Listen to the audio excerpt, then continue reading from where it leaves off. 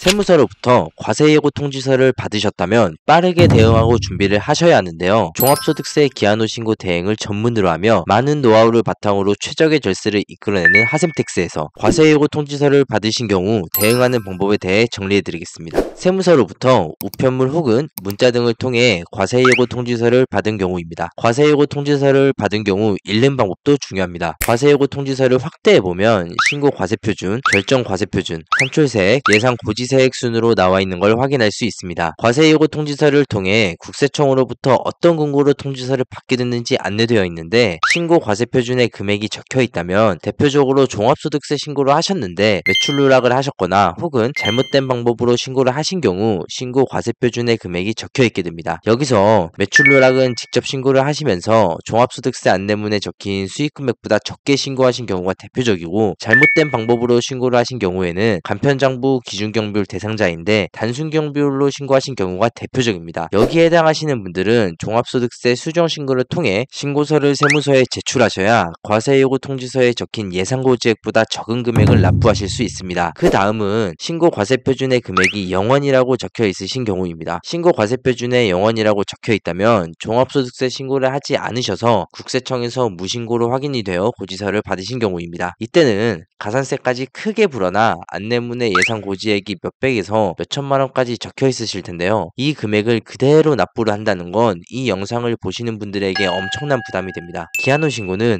절세를 할 수 있는 부분이 제한적이지만 그래도 방법이 없는 건 아니기 때문에 납부할 수 있는 세액을 줄이기 위해 순차적으로 대응을 하셔야 합니다. 첫 번째로 홈택스에 로그인을 하신 후 종합소득세 안내문을 조회해 보셔야 됩니다. 홈택스에 로그인을 하신 후 상단 세금 신고를 클릭합니다. 이후 종합소득세를 클릭하시고 페이지 하단 신고도움 서비스를 클릭합니다. 자, 그러면 지금처럼 종합소득세 안내문이 나오게 됩니다. 이때 과세예고 통지서를 받은 기속연도를 선택하셔서 조회하기를 누르시면 됩니다. 여기서 만약 안내문에 간편장부 대상자 단순경비율이라고 안내되어 있으시다면 직접 홈택스에서 신고를 하시는 게 유리할 수 있습니다. 단순경비율로 안내되어 있으신 분들은 직접 신고하시는 방법은 오른쪽 상단 영상을 참고해 주시면 됩니다. 이제 중요한 건 간편장부 대상자 기준경비율 혹은 복식부기 의무자 기준경비율, 자기조정 기준경비율이 이렇게 적혀 있으신 분들입니다. 공통점으로는 추계신고 시 적용경비율에 기준경비율이라고 안내되어 있으신 분들이에요. 여기에 해당하시는 분들은 국세청에서 과세예고 통지서를 보낼 때 기준경비율을 적용했기 때문에 세금 폭탄을 맞으신 경우입니다. 기준경비율을 적용해서 국세청에서 통지서를 보냈기 때문에 과세표준이 높게 측정되고 높게 측정된 과세표준에 누진세율을 곱하니 산출세액이 크게 나올 수밖에 없습니다. 가산세 또한 산출세액을 기준으로 추가되는 거기 때문에 결국 세금 폭탄에 가산세 폭탄까지 맞게 되는 거죠. 그래서